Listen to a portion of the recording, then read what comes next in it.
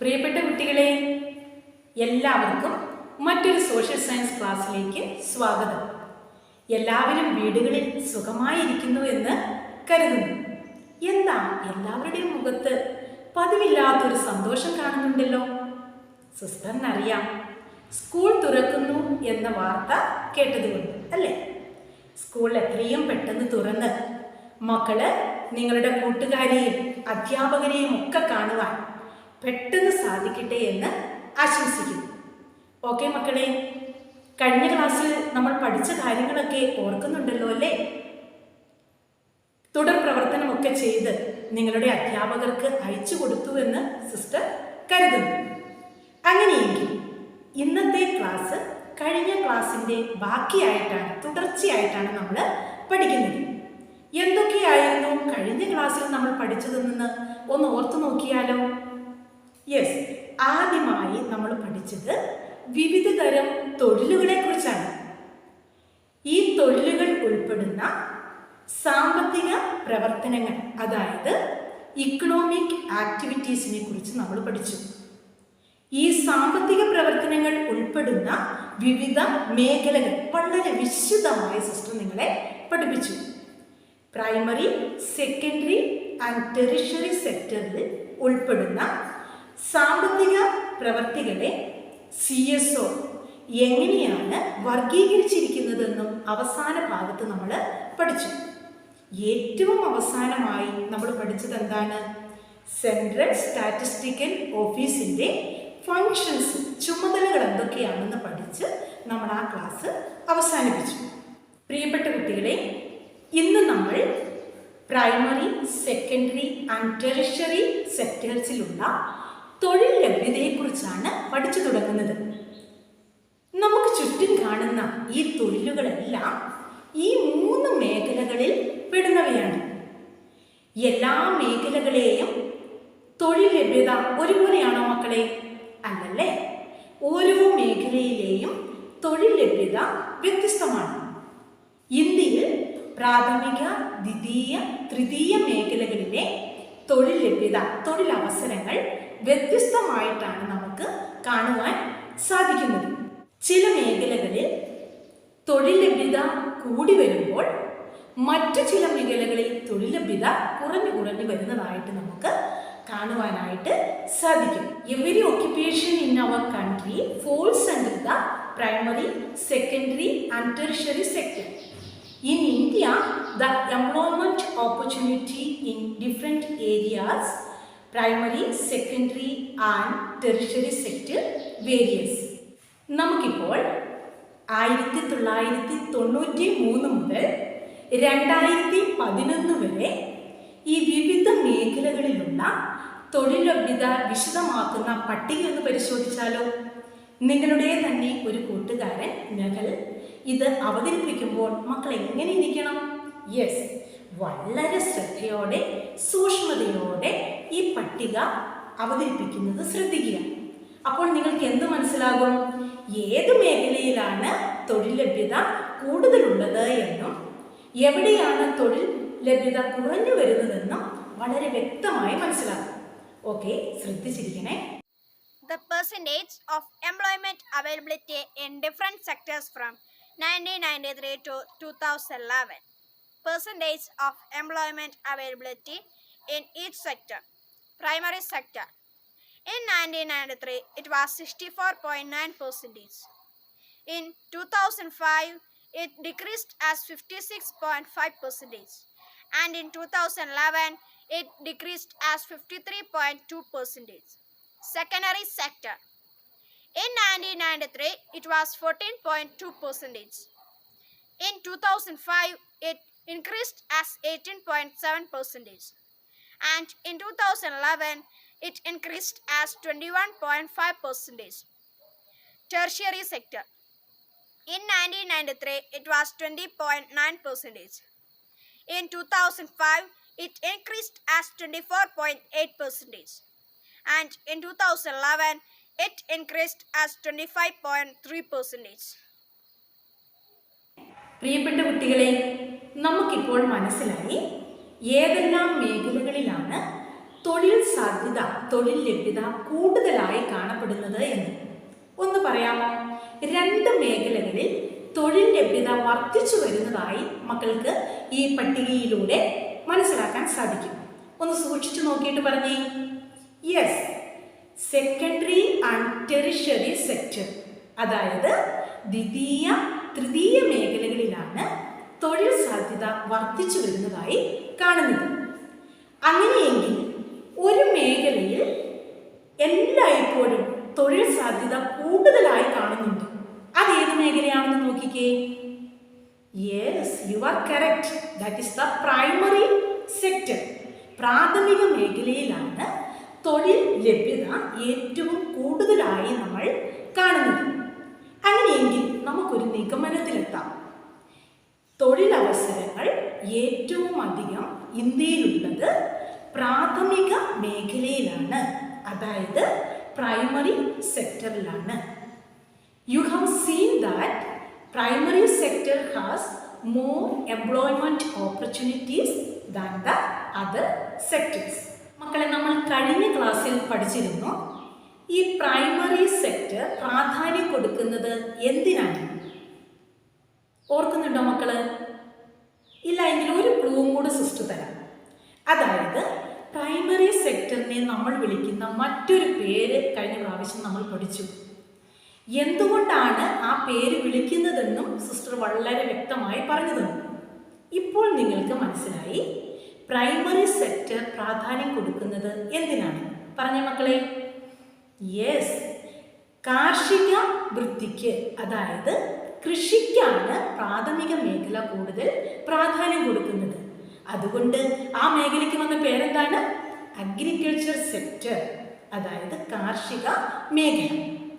അപ്പോൾ നമുക്ക് മനസ്സിലായി നമുക്ക് ആവശ്യമുള്ള ഭക്ഷ്യപദാർത്ഥങ്ങളൊക്കെ ഉൽപ്പാദിപ്പിക്കുന്നത് ഈ കാർഷിക മേഖലയിലാണ്. അതുകൊണ്ട് തന്നെ പ്രാഥമിക മേഖലയിൽ തൊഴിൽ സാധ്യത കൂടുതലാണെന്ന് സിസ്റ്റർ പഠിപ്പിച്ചു. അപ്പോൾ ഭക്ഷ്യവസ്തുക്കളും അതുമായി ഉൽപ്പാദിപ്പിക്കുന്നതും അതുമായി ബന്ധപ്പെട്ട പ്രവൃത്തികളും തൊഴിലുകളുമാണ് ഈ പ്രാഥമിക മേഖലയിൽ കൂടുതലായി നാം കാണുന്നത്, ചെയ്യുന്നത്. അതുകൊണ്ട് തന്നെ കൃഷിയും അതുമായി ബന്ധപ്പെട്ട അനുബന്ധ പ്രവർത്തനങ്ങളിലുമാണ് കൂടുതൽ തൊഴിലവസരങ്ങൾ നമുക്ക് ലഭിക്കുന്നത്. അതുകൂടാതെ നമുക്ക് ആവശ്യമായ ഭക്ഷ്യപദാർത്ഥങ്ങൾ മുഴുവൻ ഉൽപ്പാദിപ്പിക്കുന്നത് ഈ പ്രാഥമിക മേഖലയിൽ നിന്നാണ്.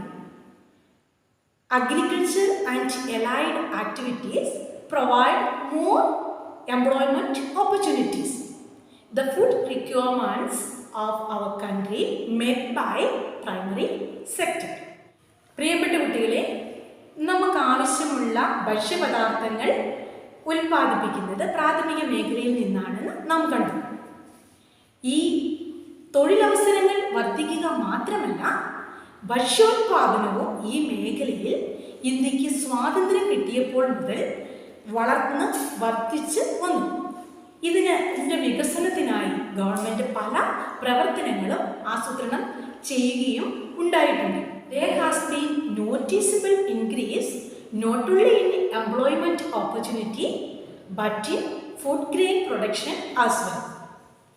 പ്രിയപ്പെട്ട കുട്ടികളെ, വിവിധ കാലഘട്ടങ്ങളിൽ ഭക്ഷ്യോത്പാദന മേഖലയിലുണ്ടായ മാറ്റങ്ങൾ വ്യത്യസ്തമാണ്. ഈ മേഖലകളിൽ ഉണ്ടായ മാറ്റത്തെ സൂചിപ്പിക്കുന്ന ഡയഗ്രം ഒന്ന് നമുക്ക് പരിശോധിച്ചാലോ? അങ്ങനെയെങ്കിൽ സിസ്റ്റർ ഇപ്പോൾ പറഞ്ഞ കാര്യങ്ങളൊക്കെ മക്കൾക്ക് നന്നായി മനസ്സിലാവും. വളരെ ശ്രദ്ധയോടെ ഈ ഡയഗ്രം ഒന്ന് പരിശോധിക്കുക. Hello friends! India has been given more importance to the development of primary sectors. There is a noticeable increase in the production of food grains in India. The economic survey in 2012-13 represent that the India has a better development in the production of food grains. In the year 1970 to 71, the food grain production in India was 108.4 million tons. But in 1990 to 91, there was an increase from 108.4 to 176.4 million tons. When comparing to 1990 to 91, there was an increase of 11.56% million tons in 2000 to 2001. In 2011 to 12, the food grain production was 257.4 million tons. By studying this graph, we can understand that the food grain production in India was increasing year by year. While comparing to 1970 to 71, there was an increase of 137.45% million tons in 2011 to 12. So we can say that the primary sector of India has a better improvement. Thank you. ഇന്ത്യയിൽ ഭക്ഷ്യോത്പാദനം വർദ്ധിച്ചു വരുന്നതായിട്ട് നയൻമരിയ അവതരിപ്പിച്ച ഡയഗ്രത്തിൽ നിന്നും മക്കൾക്ക് മനസ്സിലായി. അപ്പോൾ ഒരു വശത്ത് ഭക്ഷ്യോത്പാദനം വർദ്ധിച്ചു വരുന്നു, മറുവശത്ത് ജോലി സാധ്യതകൾ, തൊഴിൽ അവസരങ്ങൾ വർദ്ധിച്ചു വരുന്നു. ഇതെല്ലാം ഉണ്ടായിട്ടും ഇന്ത്യയിൽ ഇപ്പോഴും ദാരിദ്ര്യം നിലനിൽക്കുന്നുണ്ടോ ഇല്ലയോ? ഇതാണ് സിസ്റ്ററിൻ്റെ ചോദ്യം. You have confusion no students? Yes, നിങ്ങൾക്ക് ഒരു കൺഫ്യൂഷൻ ഉണ്ടെന്ന് സിസ്റ്റർ മനസ്സിലായി. എങ്കിൽ സിസ്റ്റർ കുറച്ച് ചിത്രങ്ങൾ കാണിക്കാം. ഈ ചിത്രങ്ങളൊന്ന് സൂക്ഷിച്ചു നോക്കിയിട്ട് മക്കൾ പറയണം ഇന്നും ഇന്ത്യയിൽ ദാരിദ്ര്യം ഉണ്ടോ ഇല്ലയോ എന്ന്.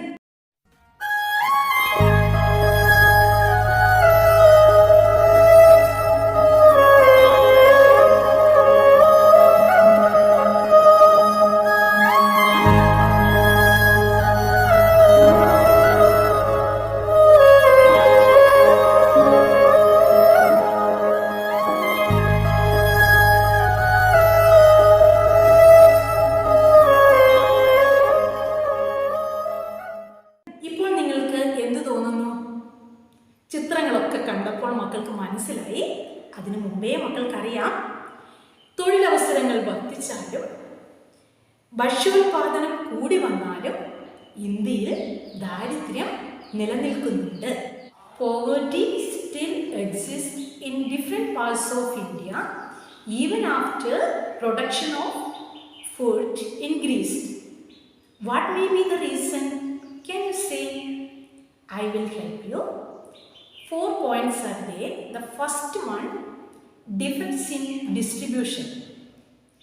Second point, low potential of individuals to purchase of goods. Third point, population growth. The fourth one, unemployment.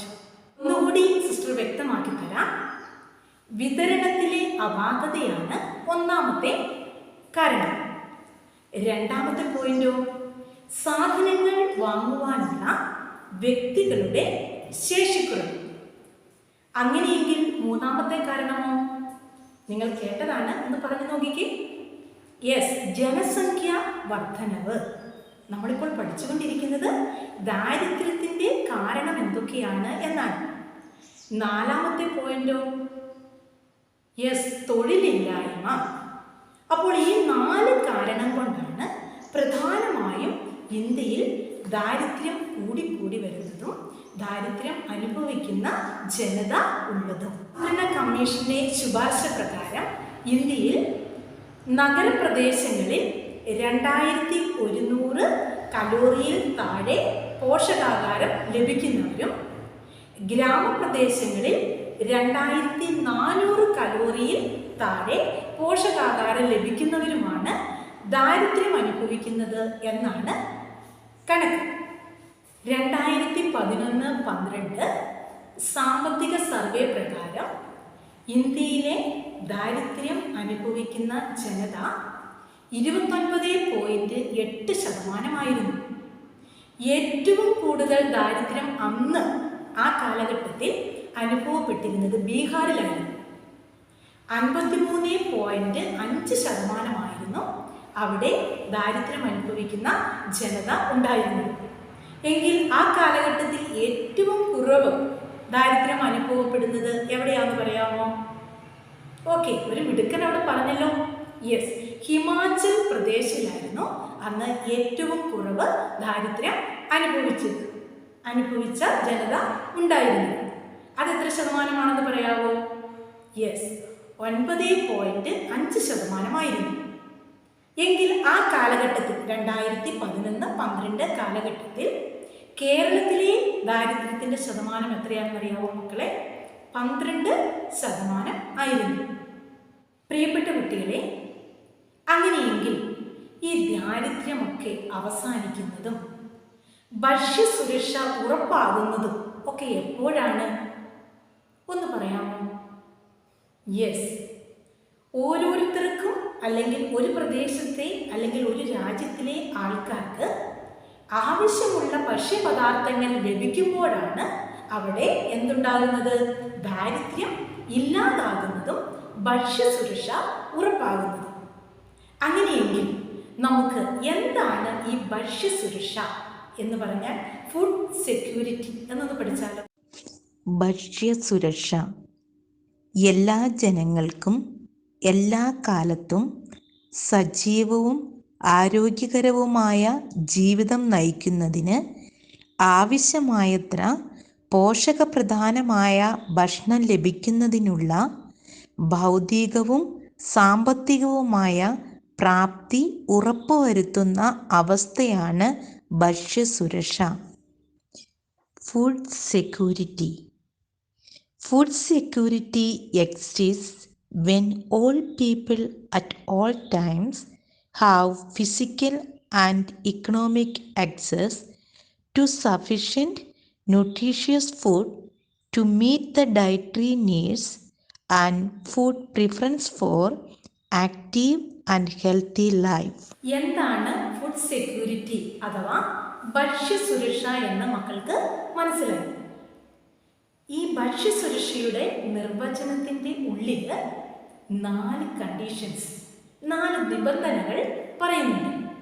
ശ്രദ്ധിച്ചിരുന്നവർക്ക് ആ 4 പോയിന്റുകൾ കിട്ടിയിട്ടുണ്ടാകും. നമുക്കൊന്നുകൂടെ പറഞ്ഞു നോക്കാം. ഇതാണ് ഒന്നാമത്തെ കണ്ടീഷൻ. എല്ലാ ജനങ്ങൾക്കും ഭക്ഷണം ലഭിക്കണം. All people should get food. രണ്ടാമത്തെ കണ്ടീഷനോ? എല്ലാ കാലത്തും ഭക്ഷണം ലഭിക്കണം. Food is made available at all times. ഇനി കുറച്ച് ഭക്ഷണമൊക്കെ കിട്ടിയാൽ മതിയോ? ഇല്ല, പോരാ. മൂന്നാമത്തെ നിബന്ധന അതാണ്, മതിയായ അളവിൽ ഭക്ഷണം ലഭിക്കണം. Adequate amount should be obtained. അങ്ങനെയെങ്കിൽ നാലാമത്തെ കണ്ടീഷൻസ് എന്താണ് മക്കളെ? യെസ്, വെറുതെയുള്ള ഭക്ഷണമൊന്നും കഴിച്ചാൽ പോരാ. നമ്മൾ കഴിക്കുന്നത് പോലെ കപ്പയും ചോറും ഒന്നും മാത്രം കഴിച്ചാൽ പോരാ. പിന്നെ എങ്ങനെയുള്ള ഭക്ഷണം കഴിക്കണമെന്നാണ് പറയുന്നത്? പോഷക സമൃദ്ധമായ ഭക്ഷണം കൊടുക്കണം. Must be nutritious. ഒരു പ്രാവശ്യം കൂടെ സിസ്റ്റർ ഇത് പറയാം.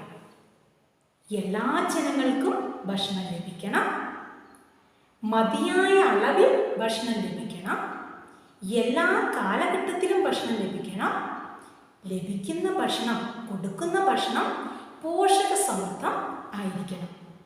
തുടർന്ന് നമ്മൾ പഠിക്കാൻ പോകുന്നത് ഒരു രാജ്യം ഭക്ഷ്യോത്പാദനത്തിൽ സ്വയം പര്യാപ്തമാണെന്ന് നമുക്ക് എപ്പോഴാണ് പറയാൻ സാധിക്കുന്നത് എന്നാണ്.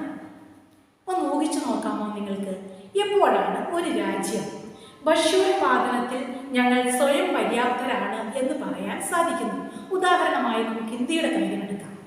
ഇന്ത്യ ഭക്ഷ്യോത്പാദനത്തിൽ സ്വയം പര്യാപ്തമാണ് എന്ന് എപ്പോഴാണ് ഇന്ത്യക്ക് പറയാൻ സാധിക്കുന്നത്? യെസ്, സിസ്റ്റർ പറഞ്ഞു തരാം. ഒരു രാജ്യം അതിന് ആവശ്യമുള്ള ഭക്ഷണ പദാർത്ഥങ്ങൾ സ്വന്തമായി ഉൽപ്പാദിപ്പിക്കാൻ കഴിവ് നേടുമ്പോഴാണ് ആ രാജ്യം ഭക്ഷ്യ ഉൽപാദനത്തിൽ സ്വയം പര്യാപ്തമെന്ന് പറയുന്നത്. ഒരിക്കൽ കൂടി പറയാം. ഒരു രാജ്യം അതിനാവശ്യമുള്ള ഭക്ഷ്യപദാർത്ഥങ്ങളൊക്കെ സ്വന്തമായി ഉൽപ്പാദിപ്പിക്കുകയാണെങ്കിൽ ആ രാജ്യം ഭക്ഷ്യോൽപാദനത്തിൽ സ്വയം പര്യാപ്തമാണ് എന്ന് നമുക്ക് പറയാനായിട്ട് സാധിക്കും. Self-sufficiency in food. If a country is able to produce sufficient food to meet with the requirements of its people. It can be considered as self-sufficient in food. പ്രിയപ്പെട്ട കുട്ടികളെ, പല ദാരിദ്ര്യ നിർമ്മാർജ്ജന പദ്ധതികളും പരിപാടികളും ആസൂത്രണം ചെയ്തും ഒപ്പം പൊതുവിതരണ സമ്പ്രദായം ശക്തിപ്പെടുത്തിയുമാണ് സർക്കാരുകൾ ഈ ഭക്ഷ്യസുരക്ഷ ഉറപ്പുവരുത്താനായി പരിശ്രമിച്ചുകൊണ്ടിരിക്കുന്നത്. Governments are trying to ensure food security by strengthening the public distribution system and implementing various poverty alleviation programs. നമ്മളിപ്പോൾ ആദ്യമായി ഗവൺമെൻറ്റിൻ്റെ 4 പ്രൊജക്ട്സ് ഗവൺമെൻറ് ഈ ഭക്ഷ്യസുരക്ഷ ഉറപ്പുവരുത്തുന്നതിന് വേണ്ടി നടപ്പാക്കി വരുന്ന 4 പദ്ധതികളെയാണ് ആദ്യം നമ്മൾ മനസ്സിലാക്കാൻ പോകുന്നത്. നിങ്ങളൊന്ന് ശ്രദ്ധിച്ചേ. സർക്കാർ പദ്ധതികൾ: അന്നപൂർണ, അന്ത്യോദയ അന്ന യോജന, മഹാത്മാഗാന്ധി ഗ്രാമീണ തൊഴിലുറപ്പ് പദ്ധതി, Swarna Jayanti Shahari Rozgar Yojana. Government projects: Annapurna, Antyodaya Anna Yojana, Mahatma Gandhi Rural Employment Guarantee Programme, Swarna Jayanti Shahari Rozgar Yojana. നിങ്ങളൊന്ന് ശ്രദ്ധിച്ചേ. എന്തൊക്കെയാണ് സർക്കാർ പദ്ധതികളെന്ന് ഗവൺമെൻറ് പ്രോജക്ട്സ് എന്ന് നിങ്ങൾ നന്നായി മനസ്സിലാക്കി. എങ്കിൽ സർക്കാർ പരിപാടികൾ ഗവൺമെൻറ് പ്രോഗ്രാംസ് എന്തൊക്കെയാണെന്ന് നമുക്ക് നോക്കിയാലോ.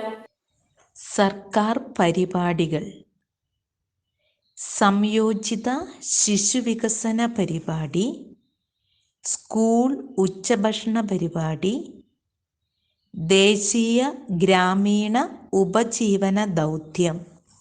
Government programs: integrated child development program, mid day meal program at schools, national rural livelihood mission.